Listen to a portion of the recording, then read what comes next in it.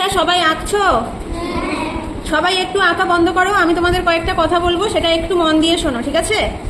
একটু আঁকা বন্ধ করো 1 মিনিটের জন্য।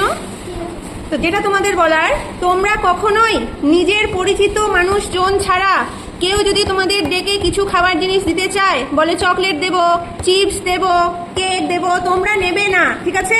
কারণ চারপাশে আমাদের অনেক দুষ্টু লোক ঘুরে বেড়াচ্ছে। হ্যাঁ, সব দুষ্টু লোক ঘুরে বেড়াচ্ছে, ওরা এটা ওটা খাবার লোভ দেখাবে, লোভ দেখিয়ে তোমাদেরকে ধরে অনেক দূরে নিয়ে চলে যাবে, তোমাদের সাথে খারাপ কিছু করতে পারে, তাই তো? তাই মা বাবা দাদা দিদি নিজেদের পরিবারের লোক ছাড়া, এবং আমরা শিক্ষক শিক্ষিকারা ছাড়া, যারা তোমাদের ভালোবাসি, বুঝতে পারো, তাদের ছাড়া কারো দেওয়া জিনিস খাবে না। কেউ যদি অপরিচিত এসে তোমাদের ডেকে বলে, ওই যে তোর মা ওখানে অসুস্থ হয়ে আছে, তোর মা তোকে ওখানে ডাকছে, ওই যে তোর বাবা ডাকছে, ওইদিকে তোর বাবা আছে, ওইদিকে তোর দাদা আছে, দিদি আছে, তোমরা কখনোই যাবে না চলে, ঠিক আছে? ওরা মিথ্যা কথা বলে তোমাদেরকে ভুলিয়ে ভালিয়ে নিয়ে দূরে চলে যাবে। দূরে চলে গেলে তোমরা কখনোই কিন্তু আর মা বাবার কাছে আসতে পারবে না, তোমাদের সাথে খারাপ কিছুও করতে পারে, ঠিক আছে? তাই সবাই একসাথে বলো, কোনো অপরিচিত লোক ডাকলে আমরা যাব না। বলো, আমরা বাবা মা দাদু দিদা ছাড়া অন্য কারো দেওয়া জিনিস খাবো না। কেউ যদি আমাদের ডেকে অন্যদিকে নিয়ে যেতে চায়, আমরা যাব না।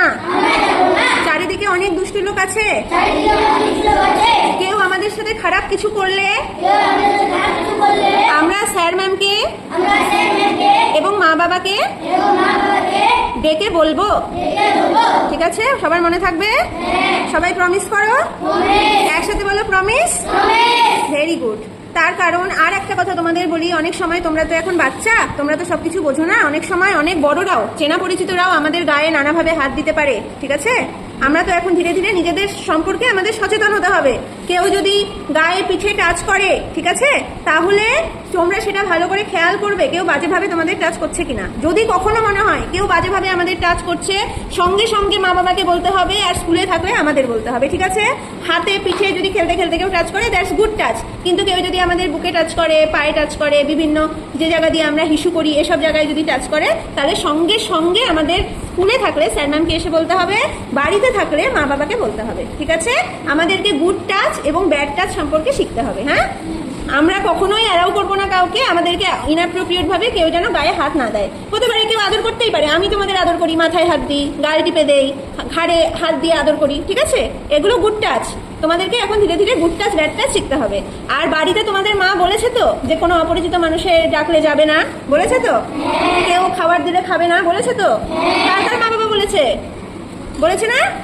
ঠিক আছে, ভেরি গুড। তোমরা কখনোই করবে না, আর আমার এই বলা কথাটা অবশ্যই মনে রাখবে, ঠিক আছে? ঠিক আছে, না এবার ছবি আঁকো, বলো। হ্যাঁ, ঠিক বলেছে। এই যে আমাদের স্কুলের সামনেও দোকান আছে, তোমরা অনেক সময় একা একা চলে যাও, কখনো এরকম একা একা যাবে না, ঠিক আছে?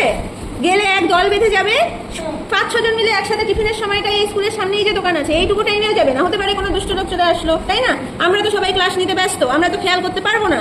তাই ক্লাস চলাকালীন কখনো স্কুলের সামনের দোকানটাতেও যাবে না। টিফিনের সময় যদি কখনো যেতে হয়, আমরা বাইরে দাঁড়াবো, আমরা বাইরে থাকবো, তখন একসাথে দল বেঁধে কয়েকজন যাবে, খাবার কিনবে, চলে আসবে।